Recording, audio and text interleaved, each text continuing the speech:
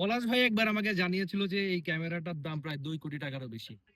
তো পলাশ ভাইয়ের সঙ্গে একটু ক্যামেরা নিয়ে আড্ডা দিব। পলাশ ভাই, আপনি খুবই ব্যস্ত, তাও আপনার একটু সময় নিচ্ছি আমি। তো আপনি তো বেশ অনেক বছর ধরে চালান এই ক্যামেরা, মাঠে সরাসরি আন্তর্জাতিক ক্রিকেট ম্যাচ দেখে মানুষ আপনার মাধ্যমে। আমি যদি বলি যে আপনি কয়টা ম্যাচ কভার করছেন বাংলাদেশ দলের? ন্যাশনাল টিমের হ্যাঁ। ন্যাশনাল টিমের তো অনেক, 200-র উপরে হবে ন্যাশনাল টিমেরই, বিপিএল 200 ম্যাচ? মানে ফ্র্যাঞ্চাইজি বাদে। হ্যাঁ, শুধু ন্যাশনাল হ্যাঁ টিম। হ্যাঁ, এরকম হবে। Test, ODI, T20, 200। আচ্ছা, তো আমি যদি বলি যে ধরেন একজন তরুণ এখন উঠতি ক্যামেরা পার্সন, তিনি ক্যামেরা চালায় বা শখ করে অনেকে থাকে না, তো সে আন্তর্জাতিক ম্যাচ করবে আপনাদের মতো, তো তারে কি পরামর্শ দিবেন? পরামর্শ হলো, খেলা দেখতে হবে, খেলা বুঝতে হবে প্রথমে। আচ্ছা। সেকেন্ড হলো যে প্রচুর মনোযোগী হতে হবে আর কি, ওকে। কনসেন্ট্রেশন। এটাতে তো ফিউ সেকেন্ডের ব্যাপার, কোনো মুভমেন্ট মানে ফিউ সেকেন্ডে হয়ে যাবে, সেটা তো ডিরেক্টর বলবে তারপরে ধরবে, এরকম অপশন নাই এখানে।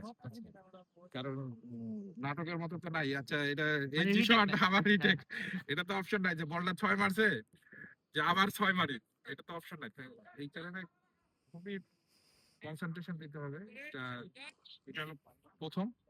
আর ক্যামেরাম্যান যে ক্যামেরা চালাবে কম বেশি তো ক্যামেরা অপারেট করতে পারবে, তার মনোযোগটা অনেক বেশি দরকার এখানে, আর খেলা বোঝাটা অনেক জরুরি।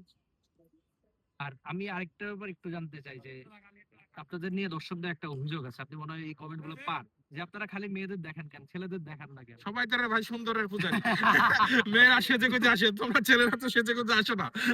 এখন ওটা ছেলেদের দোষ যে সেজে গুজে আসলে দেখাবে। না না, আসলে ওইভাবে না, সবাইকে দেখানো হয়, আসলে ছেলেদেরকেও দেখানো হয়। হয়তো পার্থক্যটা হয় যে মেয়েদের ক্লোজ আপটা বেশি দেখানো হয়, ছেলেদের সিঙ্গেল ক্লোজ আপ শট দেখানো হয়, কিন্তু ছেলেদের দেখানো হয় না, এটা তো ঠিক না, ছেলেদেরকে দেখানো হয়। পলাশ ভাই, যেমন যে মাঠে যখন শিশু থাকে, শিশুদের কিন্তু ক্লোজ হ্যাঁ আপ হ্যাঁ, দেখানো হয়। হ্যাঁ, তো ওইটাই আর কি, মানুষ একটা একটু কমার্শিয়াল চিন্তা করে, যে প্রোডাকশন যখন করা হয় তখন এইসব চিন্তা করে করা হয়।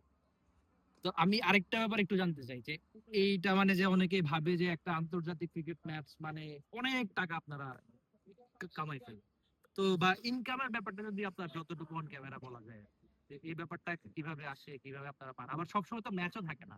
হ্যাঁ, ইনকাম, ইনকাম আছে, কিন্তু আমরা বাংলাদেশের যারা, আমরা আসলে অন্যান্য ইয়াতে যেরকম সেক্টরে যেরকম আমাদের লেবার কস্টটা কম দেওয়া হয়, আমাদের শ্রমের মজুরিতে কম দেওয়া হয়, দেখো এখানে কিন্তু যে এই সেক্টরটা না, আমরা তার ধরো একটা সাদা চামড়ার লোক ক্যামেরা অপারেট করতেছে, এই ক্যামেরাটাই অপারেট করতেছে এই পজিশনের, সে $200 পাচ্ছে।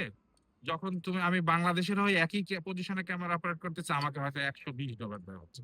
তো এরকম কিন্তু পার্থক্য আছে। তো আমরা বাংলাদেশিরা একটু আসলে যে পরিমাণ পরিশ্রম করা, সেই তুলনায় আমাদের পারিশ্রমিক একটু কমই দেওয়া হয়। তারপরেও এখানে আলহামদুলিল্লাহ, মানে যেটা আছে রিজিকি তো আসলে উপর থেকে নির্ধারিত, যার যেটা থাকবে সেটাই হবে।